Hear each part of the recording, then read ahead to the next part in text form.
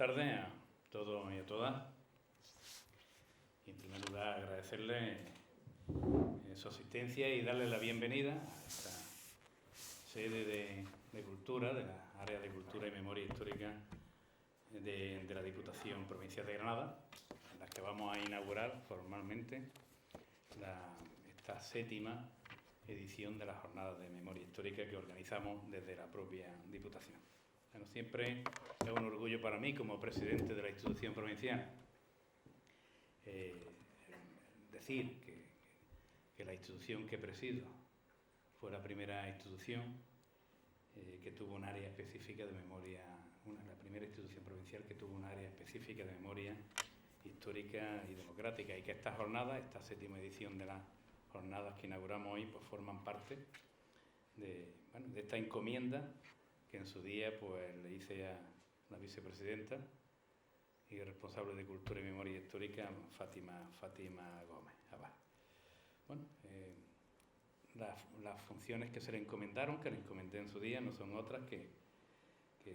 tener mucho que ver con el conocimiento de la verdad, con arrojar luz sobre etapas, hechos y personajes de nuestra historia que han sido poco valorados, ignorados, en muchas cosas directamente silenciados. Como saben, bueno, tras la pandemia, estos 2 años duros que hemos tenido, pues tuvimos que cambiar incluso en alguna edición en los meses, el mes en el que se desarrollaban las jornadas, y ya tras la pandemia, que ya tenemos prácticamente finalizada, toquemos madera, recuperamos la celebración de estas jornadas en el mes de abril, que es donde lo habíamos previsto inicialmente, desde el principio. Nuestro objetivo es el mismo de siempre: convocar a los expertos. Aquí me acompaña Gregorio Cámara, para que desde el rigor, el debate y el conocimiento científico avalen en la medida de lo posible la verdad histórica. Quiero agradecer un año más al área de Memoria Histórica y Democrática, como he dicho, a ti, Fátima, a todo tu equipo, la magnífica labor que estáis realizando. También a las asociaciones, a los colectivos, a los grupos políticos, personas de manera individual que en general nos están apoyando y que apoyan esta labor y que nos ayudan a la institución provincial a introducir la memoria histórica dentro de la agenda política. Este año las jornadas están dedicadas, como saben, al papel de la Iglesia Católica desde la Segunda República hasta la Transición. Creo que es uno de los temas que más interés despiertan de aquella época, porque no hay un pasaje o un momento histórico relevante en el que la Iglesia no haya jugado un papel determinante en nuestra historia, en la historia de nuestro país. En este caso nos centraremos en el periodo que va entre 1931 y 1980. Su influencia en el devenir político del país, la sólida relación Iglesia-Estado durante el franquismo, acaparando espacios como el educativo, su enfrentamiento con la Segunda República, su movimiento hasta la muerte del dictador y también en la transición a la democracia. Contaremos en estas jornadas con exposiciones, conferencias de expertos, con cine, para exponer lo que sucedió en esos 50 años de nuestra historia y ofrecer espacio a verdades y realidades históricas que poco o nada tienen que ver con las muchas de las versiones que durante años se nos han contado. Quiero recordar una vez más que nuestro propósito no es juzgar a ninguna persona o institución, sino analizar diferentes contextos en este periodo de la historia. Buscamos, por tanto, la verdad histórica, frente a los que hablan de revanchismo y se suman abiertamente ahora al revisionismo, que empezó siendo algo extravagante y que hoy es algo realmente, para mí al menos, alarmante. Quiero subrayar que hoy precisamente, la extrema derecha ha entrado a gobernar por primera vez un gobierno autonómico en España. Es decir, personas de un partido que niegan el golpe de Estado del 36, entre otras muchísimas cosas. Tendrán poder ejecutivo en un gobierno y capacidad para legislar e influir en la vida de la gente. Es una situación muy grave que nos debe hacer reflexionar y que debemos enfrentar desde el ámbito político, con serenidad, pero también con firmeza. Y, por supuesto, en el campo de la memoria histórica debemos fortalecer nuestra determinación. No queremos reabrir heridas, no queremos venganzas ni demonizar personas o instituciones. De hecho, estas jornadas representan todo lo contrario, significan dignidad, significan respeto. Y al margen de la situación política actual, trabajaremos para seguir avanzando por el camino de la convivencia democrática y reclamando memoria, justicia y dignidad. Nada más. Ya saben que a continuación abre esta jornada mi amigo, compañero y catedrático de Derecho Constitucional en la Universidad de Granada, Gregorio Cámara, con la conferencia Iglesia, Estado y Educación, que trata la confrontación entre el gobierno de la Segunda República y la Iglesia en torno fundamentalmente al control de la escuela y también al control de los distintos modelos educativos. Tienes la palabra, Gregorio, cuando quieras, y bienvenido y muy buenas tardes a todos.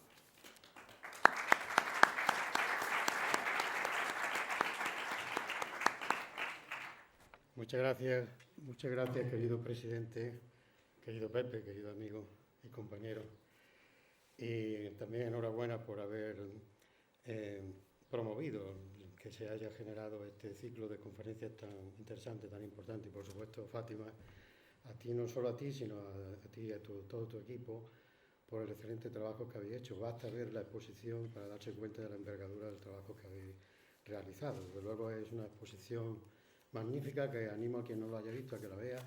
que además está muy bien hecho todo el cronograma del desarrollo de todo el periodo del que hablaba el presidente, verdaderamente magnífica, así que enhorabuena a todos por su realización. Bueno, para mí es un honor estar aquí, me siento muy honrado de que hayáis pensado en mí y bueno,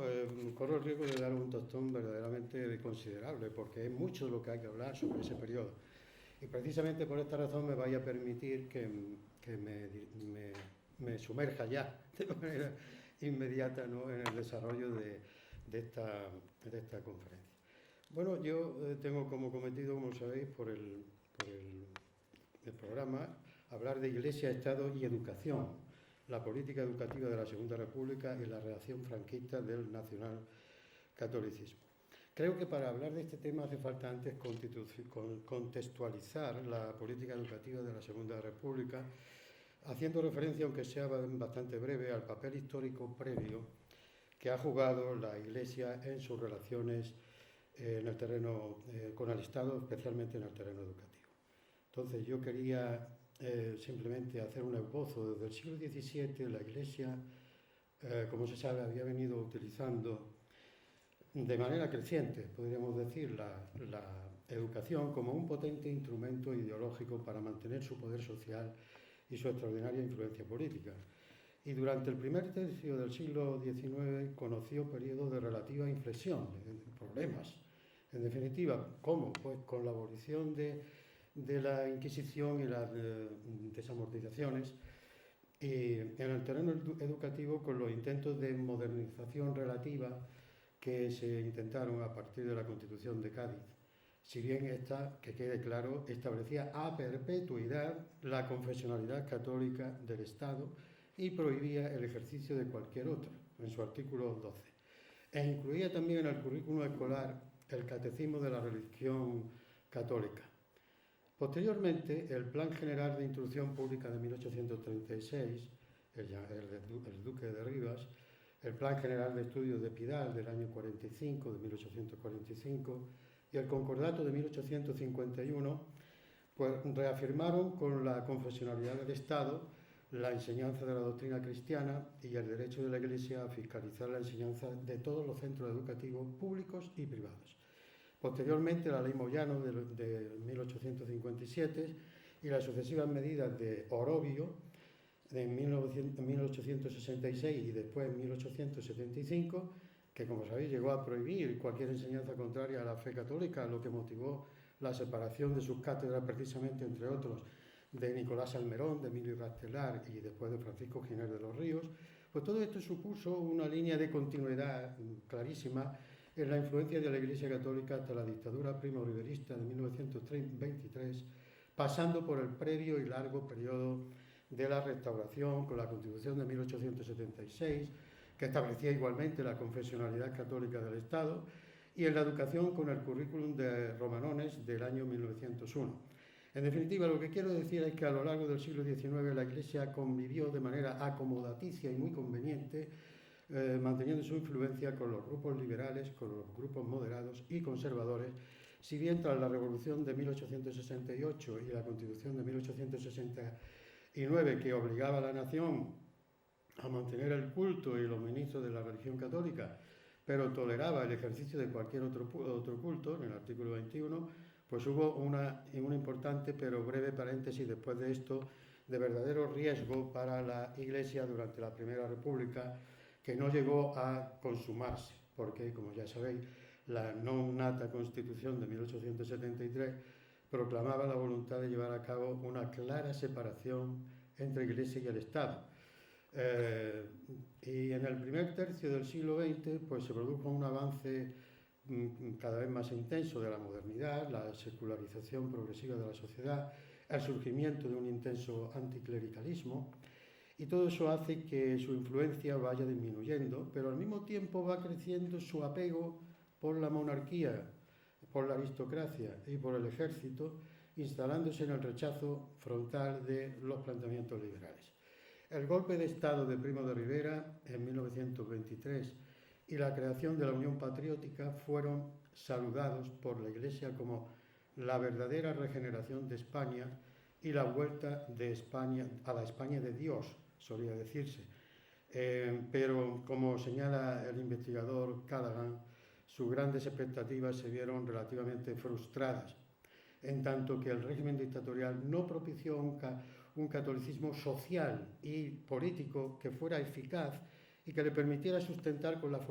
fortaleza necesaria, como esperaba, al movimiento obrero católico para tener la capacidad de movilizar, llegado el caso, a las masas católicas. Pese a ello, la dictadura seguía sustentando su poder en la sociedad como baluarte del orden. Le venía muy bien para ello, evidentemente. Y además de reafirmar su presencia en el ámbito educativo, le prestó un gran servicio. El gran servicio de conceder en 1928 estatuto universitario a sus centros docentes superiores, lo que conmocionó entonces la vida universitaria española. Bien, sirva esto un poco para contextualizar y continuar diciendo que conocéis perfectamente, y muchos de los presentes mucho mejor que yo, pues en la Segunda República heredó una situación en extremo conflictiva, porque en aquel tiempo ya se había alcanzado una peligrosa acumulación y una radicalización intensa de todos los problemas no resueltos que venían arrastrando la sociedad española y la política desde hacía siglos. A los efectos de mi exposición, yo destacaría dos íntimamente relacionados entre sí. El deficiente sistema educativo, en primer lugar, la existencia de una elevadísima tasa de analfabetismo y una crónica falta de instrucción y de cultura en amplias clases de la población. En segundo lugar, la creciente división ideológica y la agudización de las tensiones en el terreno religioso ante la irritación que provocaba una Iglesia que estaba más atenta a sus propios privilegios y a los intereses de las clases poseedoras y de la monarquía que a los sentimientos y necesidades del pueblo. Y esto llevó a que el gobierno provisional, pues desde el mismo día siguiente a la proclamación de la República, en abril de 1931, pues tuviera que ponerse manos a la obra para ir sentando las bases de una nueva legalidad política. Era necesario, por supuesto, abordar la construcción económica, social y política de un país muy menesteroso, un país orientado a la modernidad. Sin embargo, lo que no se podía hacer, como planteaba Fernando de los Ríos, sino a partir del espacio común del régimen de derecho de una democracia social avanzada, sustentada sobre una ciudadanía que estuviera informada y que fuera activa. Y esta orientación llevaba a prestar una atención fundamental a los problemas educativos heredados y a la cuestión religiosa que estaba en estrecha imbricación. Era necesario reorganizar sobre nuevas bases el sistema educativo, supliendo sus carencias, modernizándolo, dotándolo con una nueva filosofía social y pedagógica orientada al cumplimiento de importantes funciones en el nuevo marco social y político. Y para ello recogieron las tradiciones del pensamiento racionalista desarrollado desde la Ilustración y su creencia casi ciega en el poder de la educación como instrumento de regeneración y de progreso, junto con las tendencias secularizadoras y estatistas de la enseñanza entendida como servicio público, por eso lo de estatista, de las corrientes liberales y democráticas. Se inspiraron en las propuestas teórico-prácticas y en los postulados pedagógicos, como bien se sabe, derivados del krausismo, desarrollados por la Institución Libre de Enseñanza, e hicieron suyas algunas aportaciones confluyentes con los planteamientos educativos del socialismo democrático. Bajo el elenco de disposiciones que empezó a emanar el Ministerio de Instrucción Pública y Bellas Artes, desempeñado sucesivamente por Marcelino Domingo, Fernando de los Ríos y los hermanos Francisco y Domingo Barnés, late una intención muy clara, la intención de configurar el nuevo sistema educativo como el instrumento más importante de regeneración y de modernización de España, constituyéndolo a través del cumplimiento de su función socializadora en bastión de la democracia y de la república, orientada a convertir a los secularmente súbditos españoles en ciudadanos. Tales disposiciones estaban inspiradas por las concepciones de la escuela única o escuela unificada, la instrucción como factor principal de la promoción social con base en el mérito y en la capacidad, la gratuidad y la obligatoriedad de la enseñanza primaria, su extensión como instrumento para el cambio social, la neutralidad ideológica, y lo subrayo, lo de neutralidad ideológica de la escuela y el laicismo consiguiente. Como hizo notar el maestro constitucionalista Francisco Rubio Llorente, la política educativa de la República no busca tanto una, reestructuración profunda al extremo del sistema, sino su orientación en un sentido estatista y laico, y su extensión, la universalización de la enseñanza primaria y el acceso al bachillerato de nuevos sectores sociales. Como el liberalismo, lo que pasa es que ve en la acción educativa una función que el Estado ha de llevar a cabo, sin mediación de ningún otro poder, para integrar políticamente a la sociedad. Y esa finalidad, dice Rubio Llorente, es la que determina sus medidas. Molero Pintado, por su parte, subraya que para los directores de la nueva política educativa, la educación ha de concebirse como un factor preparatorio para el cambio social. Por consiguiente, la revolución republicana deberá comenzar en la escuela misma para conseguir la formación total del hombre al que se aspira. Marcelino Domingo declaraba significativamente en este sentido al diario El Sol que la instrucción pública es el problema fundamental de la República. Una democracia no puede subsistir sin una ciudadanía y una aristocracia espiritual. Eso de la aristocracia espiritual era un concepto que se utilizaba mucho entonces, en aquella época, tanto por la derecha como por la izquierda. En esa misma dirección, el respetado pedagogo Lorenzo Luzuriaga hacía un llamamiento lleno de esperanza y de optimismo a los maestros con estas palabras. El magisterio ha de responder con todo entusiasmo, decía, a la llamada de la República. La República se salvará al fin por la escuela. Y el decreto de 29 de septiembre del 31 sobre reforma de las escuelas normales proclamaba que las nuevas circunstancias requerían que el primer deber de toda democracia es resolver plenamente el problema de la instrucción pública. Se ve que hay una cierta sobrevaloración de la capacidad socializadora de la escuela, y esto va a ser una constante en todos los programas y actuaciones del gobierno provisional y de los del primer bienio, pero incorporando junto al elemento positivo de formar ciudadanos y hay un interés absoluto por desarrollar un estupendo sistema educativo, incorporó otro elemento defensivo de carácter negativo en el sentido de las consecuencias que contribuyó a que se manifestaran posteriormente, que realmente fueron amargas, en tanto en cuanto el sistema educativo quedó engasado, ¿no?, en esa tensión máxima que conduciría finalmente, no solamente por eso, obviamente, sino con muchos otros factores, a la guerra civil. Se utilizó, en definitiva, el conflicto educativo precisamente de la manera más intensa, como voy a exponer después, sobre todo a la hora de construir la ideología. Bien, la enseñanza, me refiero con esto a que hubo una voluntad estatificadora plena e inmediata del sistema educativo, no ya solo como medio de asegurar los objetivos educativos que se perseguían, sino también de poner fin, esta era la idea, a la acción de proselitismo ideológico de la Iglesia y de sus instituciones docentes. La enseñanza privada y confesional de las órdenes religiosas católicas suponía para el nuevo sistema republicano uno de sus mayores peligros, uno de sus mayores riesgos, frente al que había de defenderse. Entonces entramos en esa concepción de la escuela como el escudo de la República. La frase no es mía, la frase es precisamente de los republicanos y es una frase que utilizaba el mismo Azaña. Por eso quiero traer a colación el planteamiento paradigmático que Manuel Azaña hacía sobre este tema. Son palabras literales. Se os invita a la defensa de la política escolar instaurada por la República. El interés del porvenir está allí y la escuela es el escudo de la República y el campo de siembra de los republicanos y demócratas del mañana.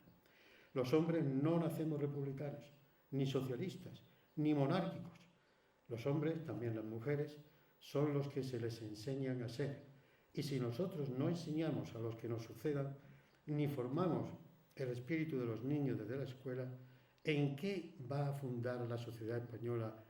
sus instrumentos de renovación del porvenir? Este planteamiento, pese a las matizaciones que se hacían también para evitar mayores enfrentamientos, llevaron a los sectores conservadores y católicos a percibir de manera indiscriminada cualquier medida que adoptaban como un ataque frontal de una política unilateral contra la Iglesia y contra el cristianismo. De esta manera, medidas que eran adoptadas para asentar y consolidar el sistema democrático y republicano advenían en sí mismas, por otra parte, a comprometer su estabilidad y hasta su existencia ante un enfrentamiento en bloques antagónicos que progresivamente se convertían en irreconciliables. El mismo Azaña acabaría percibiéndolo así, porque preguntándose por las razones principales que explicaran la caída del régimen republicano, se respondía a sí mismo, son palabras literales. Cada vez que repaso, decía, los anales del Parlamento Constituyente y quiero discernir dónde se jugó el porvenir de la política republicana y dónde se atravesó la cuestión capital que ha servido para torcer el rumbo de la política, mi pensamiento y mi memoria van inexorablemente a la ley de congregaciones religiosas, al artículo 26 de la Constitución, a la política laica, a la neutralidad de la escuela, a todo lo que se ha derivado de bienes de esperanzas y de rigores de justicia del principio asentado en la Constitución de la República, contra lo cual se han desarrollado todas las maniobras visibles e invisibles que han sido capaces de suscitar una reacción contra nosotros para ver si nos hacían naufragar y, por último, confesémoslo, nos han hecho naufragar y hemos naufragado.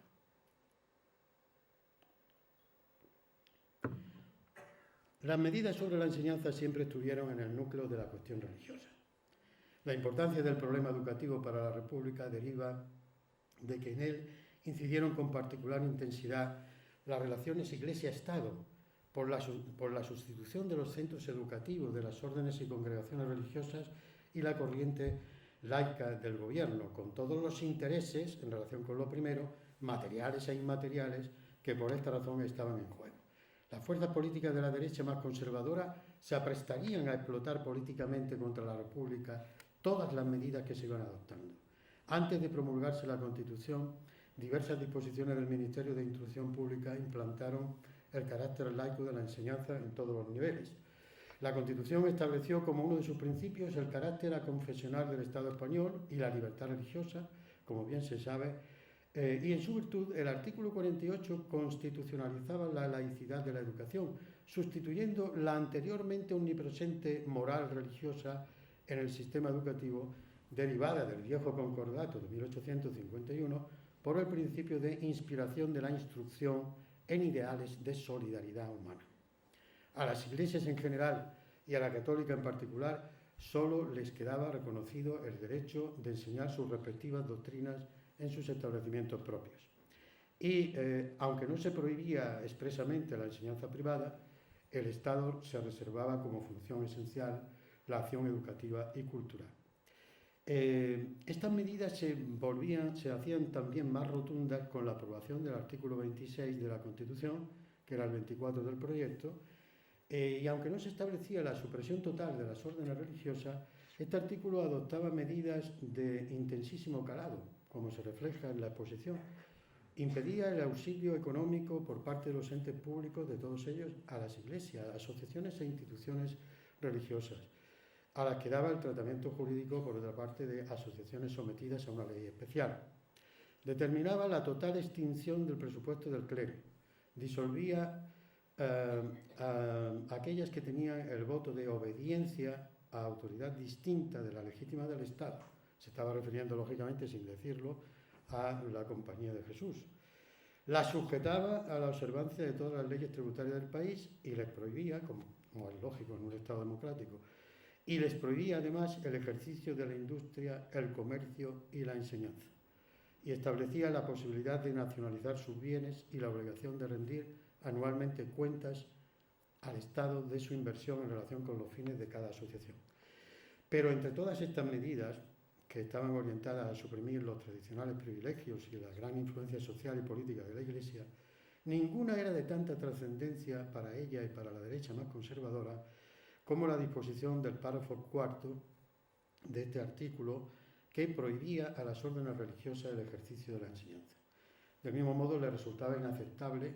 la disolución de la Compañía de Jesús, que se debía en gran parte a su probada y eficacísima influencia formativa sobre una clientela tradicional, que eran los hijos de las capas más elevadas de las clases medias, la gran burguesía y la aristocracia, a quienes proporcionaba una educación de élite para la recluta de sus futuras clases dirigentes. Junto a estas medidas se contemplaban en la Constitución, como es conocido de todos, pues otras también de carácter secularizador, correspondiente a la necesaria separación Iglesia-Estado en un sistema democrático, pero que obviamente la Iglesia y sus bases sociales de apoyo difícilmente podían aceptar, como era la introducción del matrimonio civil, la secularización de los cementerios, la necesidad de autorización por la autoridad gubernativa, de las manifestaciones públicas del culto, de tal manera que quedaron relegadas al ámbito privado en su ejercicio. Bien, los debates parlamentarios sobre este articulado de la Constitución, que se desarrollaron en un ambiente de mucha tensión y incluso de crispación, auguraban la tormenta que su aprobación traería consigo, a pesar de que se mantuvieron algunas posiciones algo más moderadas.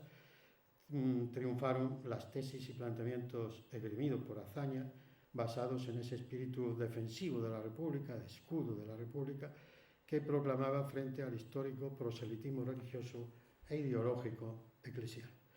En su conocida intervención, en la que afirmaba que España había dejado de ser católica, planteó con mucho realismo y con la misma crudeza la cuestión de la enseñanza confesional católica en España. Decía: en ningún momento, bajo ninguna condición, en ningún tiempo, ni mi partido ni yo en su nombre suscribiremos una cláusula legislativa en virtud de la cual siga entregado a las órdenes religiosas el servicio de la enseñanza. Eso jamás. Esta es la verdadera defensa de la República. La agitación más o menos clandestina de la Compañía de Jesús, o de esta o de la de más allá, podrá ser cierta, podrá ser grave, podrá ser en ocasiones risible, pero esta acción continua de las órdenes religiosas sobre las conciencias juveniles es cabalmente el secreto de la situación política por la que España transcurre y que está en nuestra condición de republicanos, y no de republicanos, de españoles, impedir a todo trance. Esto es una cuestión de salud pública, pues yo digo que en el orden de las ciencias morales y políticas, la obligación de las órdenes religiosas y católicas, en virtud de su dogma, es enseñar todo lo que es contrario a los principios en los que se funda el Estado moderno. Este es un drama que yo, con mi voto, no conseguiré que se reproduzca jamás. Bien, pues a raíz de la aprobación de este artículo de la Constitución se generó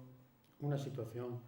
de crisis política gravísima. Dimitieron el presidente del gobierno, Niceto Alcalá Zamora, y el ministro de la Gobernación, Miguel Maura, que ambos eran liberales y católicos practicantes. Las minorías de la derecha se retiraron y publicaron al día siguiente un manifiesto en el que afirmaban haber llegado al límite de su transigencia. Y decían: la Constitución que va a aprobarse no puede ser nuestra. La opinión católica, que es la mayoría del país, la rechaza. Y de momento, el esfuerzo que estérilmente habríamos de desarrollar en la elaboración de una Constitución antirreligiosa y antisocial lo emplearemos en mover a la opinión en contra de ella. Promulgada la Constitución el 9 de diciembre del 31, el 1 de enero siguiente el Episcopado español hacía pública una pastoral colectiva fechada el 20 de diciembre en la que se denunciaba, enumerándolos, todos los que se consideraban ataques inaceptables para la Iglesia, el monopolio docente del Estado y la descristianización, insistían en esto, de la juventud. A partir de este momento, la reforma educativa en todas sus vertientes sería interpretada y denunciada global y acerbamente como si se tratara de un premeditado plan persecutorio, no ya solo contra la Iglesia, sino contra el mismo cristianismo. En aplicación de la Constitución, la circular de 12 de enero del 32 suprimía ya la asignatura de religión en todas las escuelas públicas y ordenaba la retirada de los crucifijos y otros símbolos religiosos de las escuelas. Pero, ¿cuándo se produjo el punto álgido? El punto álgido del conflicto se alcanzó tras la publicación de la Ley de Confesiones y Congregaciones Religiosas a mediados de 1933, en cumplimiento del artículo 26 de la Constitución. El Episcopado español publicó entonces una declaración colectiva en la que afirmaba que sólo con odiosa tiranía puede el Estado imponer limitaciones a la función docente de la Iglesia, y da instrucciones a los católicos imponiéndoles el deber de enviar a sus hijos solo a escuelas católicas, prohibiéndoles la asistencia a escuelas acatólicas, neutras o mixtas, a inspeccionar los libros utilizados por sus hijos y las doctrinas que se le inculcan, a apartarlos de ambientes literalmente poco piadosos y a organizarse para reivindicar la libertad docente y la creación de escuelas católicas. El Papa Pío XII abundaría en la denuncia de los perjuicios y ofensas que se causaban a la Iglesia y al cristianismo católico con esta legislación mediante la publicación de la encíclica Dilectissima Nobis, en la que afirmaba, entre otras cosas, que aparece demasiado claro el designio con que se dictan tales disposiciones, que no es otro sino educar a las nuevas generaciones no ya en la indiferencia religiosa, sino con un espíritu abiertamente anticristiano, arrancar de las almas jóvenes los tradicionales sentimientos católicos tan profundamente arraigados en el pueblo español y secularizar así toda la enseñanza inspirada hasta ahora en la religión y la moral cristianas. Por otra parte, los influyentes hermanos Herrera Oria, eran Ángel y Enrique, exhortaban a los padres de familia y a los católicos en general a la movilización contra la reforma educativa bajo el terrible lema de que se trataba de una guerra escolar. Estábamos a mitad del pequeño republicano. Una guerra civil de la cultura, son palabras textuales. Y sus técnicos decían, no se encuentran en la sinagoga ni en la logia de la calle Príncipe, sino que hay que ir a buscarlos en la calle Giner de los Ríos. Un poco después otro diría, de la institución libre de enseñanza no ha de quedar piedra sobre piedra. Podrían hacerse referencias a muchas muestras más del grado de radicalización que alcanzó el conflicto escolar desde el prisma ideológico y religioso a partir de aquel momento, pero creo que ya me estoy excediendo y corre el tiempo. La llegada al poder de las derechas tras la victoria electoral de católicos y radicales en noviembre del 33 supuso paralizar la reforma educativa del primer bienio republicano. La política de sustituciones de las órdenes religiosas en la enseñanza quedó en suspenso, como era de esperar, y estas de hecho continuaron enseñando de manera abierta o de manera encubierta mediante la acción combinada de instituciones católicas como el CEU, el Centro de Estudios Universitarios, fundado por la ACNDP, la Confederación Católica de Padres de Familia, la SADEL, Sociedad Anónima de Enseñanza Libre, también fundada por la ACNDP, Cruzados de la Enseñanza, la FAE, la Asociación de Señoras Católicas de Madrid. Por ejemplo, la SADEL, porque tengáis una orientación mínima, la SADEL le daba clase a 16.318 alumnos. Bien, pues, sin embargo, pese a este apoyo y pese a que el desarrollo y aplicación de esta legislación estaban paralizados, las organizaciones católicas seguían clamando, no se quedaron calladas, seguían clamando con radical intensidad contra la política educativa antecedente, contra la institución libre de enseñanza, a la que llamaban de todo, la monopolizadora de la pedagogía anticatólica y antiespañola, por lo más bonito que le decían, y en general contra la educación laica. La prensa católica inició un proceso de desgaste y de propaganda tremendo, sumándose al que hacía la propia jerarquía eclesiástica. Y la CEDA, la organización de las derechas, que se había creado ese mismo año con presencia de grandes terratenientes y escarlistas, pues creada también en buena medida bajo el amparo de la Iglesia, no dejaba de insistir en que todas las escuelas, ya fuesen públicas o privadas, tenían que volver a ser confesionalmente católicas, de acuerdo con todo un programa de recristianización impuesto para la escuela conforme a las más puras esencias del catolicismo integrista. Del mismo modo, la jerarquía eclesiástica y las órdenes religiosas docentes intensificaban sus campañas de propaganda y redoblaban sus esfuerzos de organización para lo que calificaban como nueva cruzada por la reconquista de la escuela. Sin embargo, durante el mandato de las derechas, ya en el segundo bienio republicano, no se pudo conseguir el objetivo fundamental que se perseguía, intensamente propugnado por la Iglesia, de modificar las normas constitucionales a las que antes me refería, porque no podían, porque para reformar la Constitución era necesario, durante los 4 primeros años de su vigencia,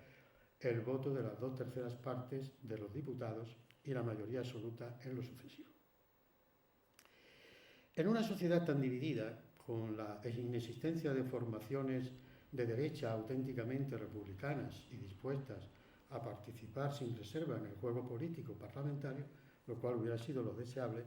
pues básicamente el bloque dominante jugaba la carta de la CEDA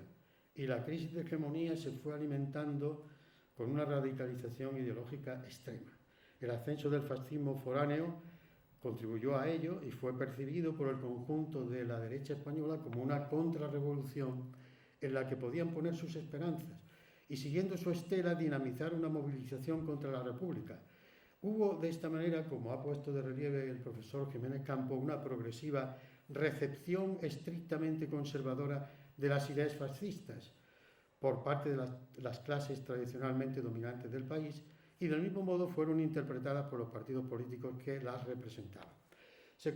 comprendía el fascismo, digámoslo así, en cuanto se veía en él como el retorno de las condiciones culturales y políticas del antiguo régimen. Se vinculaba la defensa de la religión con la del orden y la propiedad.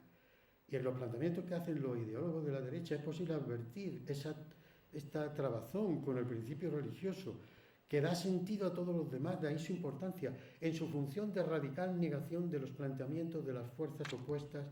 y de organizador de un nuevo orden. Este es el sentido que tenía esa expresión de recatolizar España, que hizo fortuna en la fuerza de la derecha, así como el eco anunciador de un bloque dirigido a una conquista autoritaria del Estado, y de ahí que hubiera ya una apelación al ejército como no solo el brazo, sino la columna vertebral de la patria, como ya proclamara el mismo Bloque Nacional, el manifiesto del Bloque Nacional de 8 de diciembre de 1934. El Bloque Nacional, como se sabe, era una coalición de partidos de derecha monárquica. Tras la victoria electoral del Frente Popular en febrero del 36, hasta el golpe de Estado de julio de aquel año y el desencadenamiento de la Guerra Civil, el Ministerio de Instrucción Pública, del que fue titular Marcelino Domingo de nuevo y después Francisco Barnés, volvería a impulsar la reforma escolar del primer bienio y a recuperar la coeducación que se había eliminado durante el bienio negro. De nuevo se pusieron en aplicación medidas sustitutorias también de la enseñanza de las órdenes y congregaciones religiosas que se preveían en la inaplicada ley de congregaciones para hacer efectivo el carácter laico de la educación en todos los establecimientos docentes. Pero a pesar del tono más moderado con el que se intentó desplegar esta política de retorno a los ideales republicanos del primer bienio, su puesta en funcionamiento dio origen también a profundas discusiones y debates parlamentarios entre los partidarios de las dos concepciones de la educación que ya estaban enfrentadas de manera absolutamente irreversible. Salto una glosa que quería hacer sobre la política educativa de la República, porque no me va a dar tiempo a desarrollarlo todo, y continúo un poco desde la óptica de las relaciones Iglesia-Estado. La rapidísima reacción que contra la reforma republicana se produjo nada más comenzar la Guerra Civil viene a traducir, desde mi juicio, a mi juicio, toda la importancia que este enfrentamiento tuvo durante el quinquenio republicano, dando lugar a un aparato educativo al revés, un aparato educativo inverso, en el cual la Iglesia obtendría las mayores cotas de poder e influencia, impregnado con una suerte de credo nacional, ultraconservador y reaccionario, el llamado nacionalcatolicismo. Este término, empleado por los propios panegiristas del régimen de Franco, como José P. Martín o el propio cardenal Gomá, entre muchos otros, lo inventaron ellos este término, se había venido condensando conceptualmente como una especie de rearme ideológico del conservadurismo a lo largo del primer tercio del siglo XX frente al proceso de secularización y el renovado empuje de las fuerzas del progreso, de la burguesía liberal y del movimiento obrero, prolongándose e intensificándose todavía más en los años republicanos y sobre todo ya en el umbral de la Guerra Civil. Hay que tener en cuenta, como señalara Paine, que el contenido ideológico de la identidad cívica española estaba firmemente enraizado en el catolicismo español, creando una comunidad de creencias y de valores para el patriotismo español que no se podía sustituir fácilmente por las modernas y seculares del nacionalismo.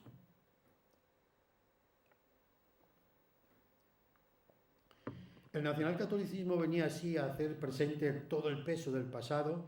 y en especial el papel jugado por la religión católica y la Iglesia en la tradición ultraconservadora española. Con ello afloraba la imbricación de la Iglesia con la fracción con más influencia, que era la oligarquía terrateniente, del bloque de clases económicamente dominante, del cual sería la instancia racionalizadora por excelencia de su ideología. El catolicismo, entendido como la sustancia de España, en su versión más integrista, fue el condensador de la magmática elaboración ideológica resultante que las clases sociales, corrientes y fuerzas políticas más conservadoras opusieron a la República, destinada a proveer con una máscara de legitimación al golpe de Estado que ya se estaba preparando y que denominaron alzamiento y cruzada, perpetrado finalmente contra el sistema constitucional y el gobierno legítimos, sumiendo al país en una terriblemente cruenta y devastadora guerra incivil, como todos sabemos. Pero el nacionalcatolicismo iría mucho más allá. Se trataba de una elaboración ideológica que encarnaría después como instrumento de adoctrinamiento en los diversos aparatos e instituciones divulgadoras de la ideología, singularmente en la prensa y en el sistema de enseñanza del franquismo. Y todavía después de tantos años, ahora, seguimos atónitos escuchando sus ecos. No digo yo que sea el mismo fenómeno ahora, pero son sus ecos, intentando cada vez con más fuerza resurgir en la vida pública y política, aunque con nuevos ropajes populistas.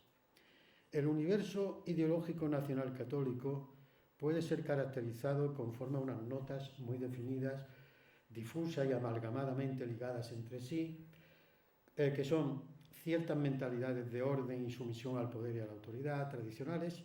nacionalismo exacerbado, adornado con un populismo de carácter ético-misional, autoritarismo, corporativismo social, militarismo, utopismo regresivo, resabios anti-intelectualistas, algunas notas de xenofobia, populismo, antiliberalismo, antisocialismo, anticomunismo, irracionalismo. Todo eso era una amalgama que se puede ver y se ha estudiado. Yo lo estudié en el aparato educativo haciendo un análisis cualitativo de los libros de texto de la época, y este fue precisamente el elemento fundente de ese magma ideológico autoritario y reaccionario que aglutinó a la base social de la derecha en la profunda crisis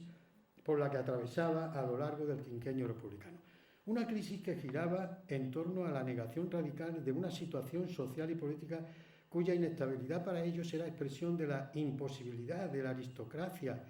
y del conjunto de la burguesía para conservar, o mejor recuperar, podríamos decir, su hegemonía perdida e imponer su dominación al resto de las clases, como venían haciendo anteriormente, ante el empuje y la amenaza que sentían por la presencia en la sociedad de un movimiento obrero aliado con determinadas fracciones reformistas y liberales de la pequeña burguesía. La elaboración de esta ideología fue intensificada con muchos componentes de aluvión, ya en una racionalización extrema y por ello en gran parte artificial, por ello en gran parte risible también, ante la creciente polarización social y política del país, situación en la que los matices ya de las diferentes corrientes que confluían de la derecha hubieron de ser limados en aras de los intereses mínimos compartidos ante la necesidad de presentarse bajo un espectro ideológico común. A grandes rasgos, en el nacionalcatolicismo posterior a la guerra es posible distinguir con relativa nitidez, por un lado, una línea ideológica de corte autoritario, conservador, católico clerical, que es la dominante, y por otro, otra tendencia que aporta el falangismo, que progresivamente va siendo absorbida, fagocitada por la anterior, y en el que queda finalmente diluida, porque sigue estando ahí, pero perviviendo precariamente en su seno como un subconjunto residual, más o menos identificable con contenidos retóricos, contenidos simbólicos, pero a partir de 1945, como consecuencia de la derrota del nazismo y del fascismo, entre otros factores, el proceso de desfalangistización del régimen de Franco, que ya se había iniciado antes, se agudizaría y todos esos restos o ingredientes totalitarios que fueron muy combatidos por la Iglesia, semánticamente antiburgueses, revolucionarios, estatistas, que aportaba el fascismo español originario, fueron siendo relegados a un segundo plano o puestos fuera de escena. Solo pervivirían resonancias difusas de un cierto tercerismo utópico, que el régimen seguía cultivando porque le interesaba para autolegitimarse, también para contentar a determinadas facciones de apoyo del círculo interno del poder. Desde esta perspectiva, toda la política educativa de este periodo se caracterizó por presentar, junto al apoyo total de las demandas y postulados educativos de la Iglesia, una voluntad de conservación de todos aquellos elementos o trazos marcadamente falangistas o fascistas, convenientemente reinterpretados, eso sí, encuadramiento jerárquico de la población estudiantil, del magisterio nacional, del profesorado, valoración del entusiasmo militar a través de la educación física, énfasis en la idea de jerarquía, servicio, milicia, acentuación de los rasgos nacionalistas y actitudes nostálgicamente imperiales y, entre otros aspectos, permisividad de cierto revolucionarismo semántico. Quienes tienen más o menos mi edad recordarán cómo en muchos centros educativos de los años 60 todavía se comenzaba la jornada obligándonos a desfilar en formación, entonando cánticos fascistoides como El cara al sol, Isabel y Fernando, Montañas nevadas. Ni que decir tiene que la vida escolar diaria en todos los centros seguía impregnada de actividades y celebraciones religiosas exigidas por la legislación. La Iglesia ganó pronto la batalla a la falange dentro del círculo interno del poder franquista. Mediante el nacionalcatolicismo, el franquismo realizó el más poderoso intento adoctrinador de nuestra historia. La preocupación escolar del régimen era fundamentalmente ideológica y política, porque estaban ausentes las instancias económicas que demandaran una instrucción y una formación complejas, adecuadas a la producción. Y por eso la función más relevante que se podía asignar a la escuela, al aparato educativo, era contribuir a la dominación y a la reproducción social y política mediante el adoctrinamiento en los valores propios del conjunto de las fuerzas del bloque vencedor en la guerra civil. Los instrumentos fueron la enseñanza religiosa, donde la religión hay que entenderla militante y ultracatólica, la patriótica fascistoide y maniquea, con vagas ensoñaciones imperiales, y la cívica tradicional y conservadora, todas ellas simbólicamente entrelazadas y dirigidas a la misma finalidad. Esta no era otra que la que propugnaba solemnemente el ministro Ibáñez Martín en 1900 en el segundo gobierno, perdón, no recuerdo ahora, 1942, en el segundo gobierno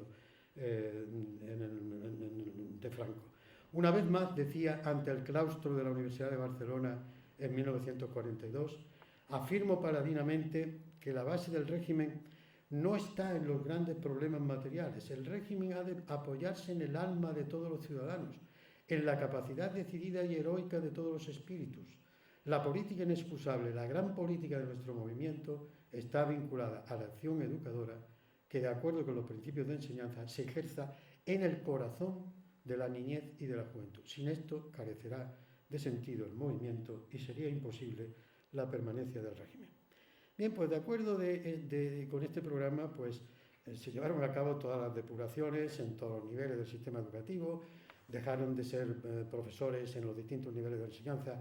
las 3/4 partes del profesorado que había entonces en España, porque fueron depurados, el expurgo de las bibliotecas, el material docente, y todo se hacía porque hubiera cualquier matiz, se decía la legislación literalmente, socialista o comunista, o por haber seguido el ideario perturbador de las mentes infantiles. En todos ellos se enseñaba de acuerdo con la siguiente ortodoxia metodológica expuesta por un ilustre catedrático de Historia de la Universidad de Valencia. Decía este ilustre catedrático: el maestro ha de proceder de modo a priorístico, seleccionando hechos no solo en función de su valor histórico absoluto, sino de su valor para la formación en este sentido patriótico nacional que preconizamos. Ha de hacer resaltar de modo interesado los hechos que muestran los valores de la raza, silenciando otros que o no la ennoblecen o pueden ser interpretados torcidamente. Se trata, repito, de hacer españoles que sientan la historia y no de formar hombres que conozcan plenamente la historia. Bueno, pues a la vista de esta proclama de exacerbado maniqueísmo, no es extraño que se consagraran mediante órdenes y circulares muy diversas los llamados métodos educativos de la España tradicional. El rechazo absoluto de las doctrinas pedagógicas del extranjero, porque son, decía el BOE, hipócritas, extrañas, exóticas y despóticas. Se otorgaba destacadísimo lugar al sistema clásico en la tradición española de la repetición para obtener una mayor fijeza y solidez en los conocimientos. Y se practicaba el método que llamaban de las concentraciones y la concentricidad de la enseñanza religiosa. Arengaba el ministro Sainz Rodríguez que no se trataba de afirmar esa idea liberal y rusoniana de que hay que respetar la conciencia y la libertad del niño y del maestro, sino de pensar en que la idea contraria es precisamente el eje de toda la filosofía de la educación patriótica.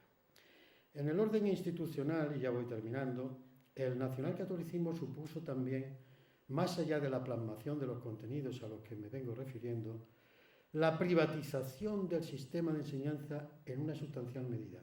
y más en particular la potenciación, cabría decir casi monopolio, de los centros educativos privados de las órdenes y congregaciones religiosas, tanto en la enseñanza primaria como en la secundaria, reconociéndose oficialmente la superior titularidad docente de la Iglesia, esto lo reconocía el Estado en la legislación a la que me refiero, y estableciendo la enseñanza de la religión como obligatoria y evaluable. Con las leyes de enseñanza media de 1938 y de educación primaria de 1945, el régimen de Franco se arrogaba un nuevo título que añadir a su pretendida legitimidad católica en un capítulo decisivo para sus buenas relaciones con la Iglesia interior y con la Santa Sede. La ley de ordenación de la universidad, por su parte, imponía también la más pura ortodoxia dogmática y, pese a la tensión que por su control mantuvieron aquí los falangistas, resultó siendo favorable también a la Iglesia y a los católicos dentro de la sincresis nacional católica. Posteriormente, el Concordato del 53 sellaría la tradicional alianza Estado-Iglesia, sancionándose así en una disposición del más alto nivel, es decir, en un tratado, los privilegios aumentados en mucho, que en la educación había venido disfrutando secularmente la Iglesia católica, a lo que me referí en la introducción, otorgándole prácticamente todo el control de la enseñanza en todos sus niveles, en un Estado que se declaraba confesionalmente católico en sus leyes fundamentales. El concordato establecía numerosísimos privilegios de todo orden para la Iglesia, pero en materia educativa dispuso un control prácticamente absoluto. Simplemente a modo de ejemplo, pero no de manera agotadora, voy a citar, y ya con esto termino, 2 artículos del concordato. El artículo 26 que decía, en todos los centros docentes de cualquier orden y grado, por tanto también incluida la universidad, sean estatales o no estatales, la enseñanza se ajustará a los principios del dogma y de la moral católica. Y añadía, los ordinarios ejercerán libremente su misión de vigilancia, es decir, los obispos, sobre dichos centros docentes en lo que concierne a la pureza de la fe, las buenas costumbres y la educación religiosa. También podrán exigir que no sean permitidos o que sean retirados los libros, publicaciones y material de enseñanza contrario al dogma de la moral católica. Y el artículo 27 decía,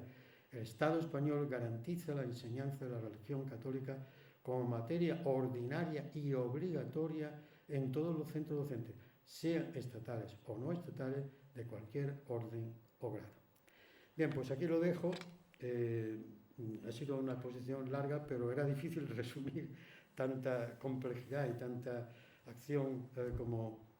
hubo en toda esa época en relación con el tema que se me había asignado. Bien, como además el despliegue del nacionalcatolicismo hasta la transición va a ser el cometido de otras conferencias de este ciclo, pues creo que el mejor momento es que termine ahora mi exposición, agradeciendo mucho la atención que me han dispensado. Muchas gracias.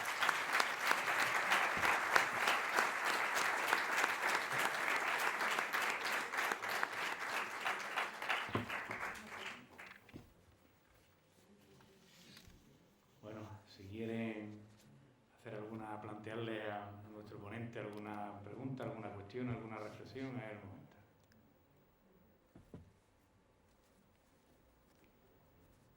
Pues si no la hay, pues nos vemos. Venga, hasta luego.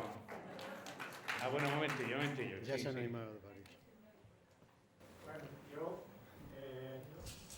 en los antecedentes que ha planteado el profesor Gregorio Cámara, creo que también habría que hacer hincapié en un hecho que me parece también importante, y es que a nivel de la izquierda, y concretamente el PSOE y la UGT, hace 100 años defendieron enérgicamente en sus respectivos congresos la laicidad y la separación de la Iglesia del Estado y la proclamación y el afán para conseguir una escuela laica, una escuela pública y laica en ese contexto de escuela unificada a la que también hacía referencia. Pero hemos visto cómo, y bien se ha dicho, la Iglesia ha mantenido una posición respecto al tema educativo en la que no ha habido cambio. Y pienso, si durante la República la situación era bastante complicada, sin embargo, hemos visto que han pasado los años, se ha quedado en el tema del concordato, pero en el año 79 aparecen unos acuerdos que tratan de alguna manera de darle un aire un poco más liviano al tema del concordato, y en esos acuerdos, si no me falla la memoria, en el artículo 2 del acuerdo sobre educación, se mantiene precisamente ese control por parte de la Iglesia de los contenidos que tiene que darse en la escuela. Y se dice que todos los conocimientos que se tienen que dar tienen que ser conformes a la moral católica. Eso estamos hablando del año 79.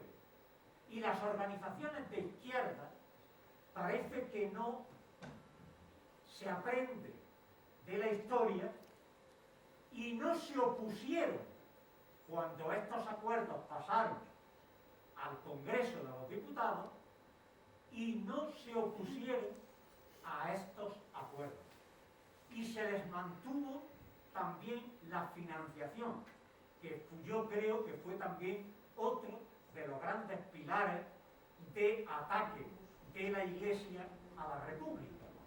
porque les impidió el que la República sostuviese el culto y el clero, algo que ya venía de tiempos de la monarquía isabelina y del concordato anterior, ¿no? Y entonces, pues, simplemente comentarle o plantearle, después de esta reflexión, si no parece como que la ciudadanía no ha sido consciente en todo este periodo, desde, vamos a ponerle, desde el 80 hacia acá, para que la Iglesia siga manteniendo hoy en día esos mismos privilegios en el ámbito educativo. Y simplemente digo, soy consciente de que hoy la enseñanza de la religión no es obligatoria en las escuelas, pero está en el sistema educativo, aunque sea como una optativa, pero está presente en el sistema educativo. Y entonces me parece como una especie de traición a la memoria histórica, porque yo creo que la memoria histórica está para aprender de ella también y tomar medidas en el presente para evitar que se reproduzcan o se mantengan los privilegios que en este caso se han ido exponiendo de la Iglesia. Sí, bueno, muchas gracias por la intervención. Estoy muy de acuerdo con la primera parte, lo que era consciente de eso, pero yo no podía entrar en esa materia porque si no, bueno, ya habéis visto lo que he tardado en desarrollar el tema. Si además hablo de lo que se hizo desde la izquierda ya hubiera sido imposible, pero lo asumo y efectivamente así es. Y también había que haber hablado de la institución libre de enseñanza con mucho más detenimiento, pero no lo he podido hacer. Pero sí quiero matizar algo en relación con lo último que ha dicho sobre los acuerdos con la Santa Sede. Bueno, en un sistema democrático ya no se podía sostener un concordato del tipo como el que había en 1851 y después en 1953, como es obvio. Entonces, pero sí es verdad que hay una elaboración preconstitucional, porque se acordaron simultáneamente con el desarrollo, con la elaboración antes de que se aprobara finalmente la Constitución, y luego se publicaron poco después, en enero de 1979, cuando la Constitución entró en vigor en diciembre del año anterior, de 1978. Bueno, entonces, esos acuerdos no contemplan, como en el pasado, el control de la moral religiosa católica en todos los centros docentes, no, desde luego en los públicos no. Es decir, lo que sí hay ahí es una obligación del Estado de ofertar la materia de enseñanza religiosa como una asignatura fundamental, dice, y evaluable. No, evaluable no lo contempla, pero luego sí se ha querido hacer evaluable cuando la derecha ha estado en el gobierno, como todos sabemos. Pero es una asignatura fundamental y en las mismas condiciones, quería decir, si recuerdo bien, en la regla a la que usted mencionaba. Entonces, eso significa que dentro de sus centros, de los centros docentes de la Iglesia, evidentemente, quien controla esos materiales y quien controla la ortodoxia católica son ellos, pero no en el Estado, ni tampoco en los demás centros privados, ni tampoco en los centros privados donde se ofrezcan de manera no curricular, eso sí, las enseñanzas religiosas. Porque esos acuerdos hay que entenderlos también, en ese caso es un tratado, pues son acuerdos con la Santa Sede, es un Estado, entonces tienen la naturaleza del tratado, pero aparte hay otros acuerdos con las demás confesiones, con unas leyes posteriores en 1992, que son las tres de los mismos contenidos, pero que contemplan la educación de otra manera que a mí me parece mucho más razonable y que eso, si hubiera podido hacerse, debería hacerse también en España, en relación con la enseñanza católica, que es la enseñanza no curricular de esas materias. Es decir, que pueda haber una colaboración en el sistema educativo para quien lo desee libremente y lo pida, que se le pueda prestar ese tipo de formación, pero que no tiene por qué ser necesariamente una asignatura. En ese sentido, los medios que hay disponibles en el aparato educativo pues podían servir a tales efectos, en tanto en cuanto estamos en un sistema democrático que reconoce la libertad de enseñanza, que además es un derecho humano, es un derecho fundamental, reconocido por los tratados y convenios internacionales en la materia, pero no un sistema curricular como el que tiene precisamente en función de estos acuerdos a los que usted se refiere la enseñanza de la religión, que es de oferta obligatoria, pero de seguimiento voluntario. A nadie se le puede obligar, obviamente, a que siga esa enseñanza, y menos aún se puede controlar el resto de las enseñanzas en lo que se refiere a la moral católica. Eso no existe. Eso existía en el concordato, pero no en los acuerdos. Y ese es el matiz que quería hacerlo, ¿no? Sí, es así. No, pero, en fin, yo entiendo que usted discrepe, pero, desde luego, es inconcebible en un Estado democrático que la Iglesia Católica vaya a un centro público a controlar si allí se enseña conforme a la moral católica o no. Evidentemente no. Lo que hay una confusión en el entendimiento de ese artículo, que lo que dice, efectivamente, es que las autoridades eclesiásticas decidirán quiénes son sus profesores de esa materia y qué materiales se van a autorizar, que eso lo decida también la Iglesia, pero no que controle el resto de la enseñanza. Hasta ahí podríamos llegar, en absoluto. Eso es absolutamente contrario al artículo 16 de la Constitución. ¿Alguna cuestión más? Venga, buenas noches.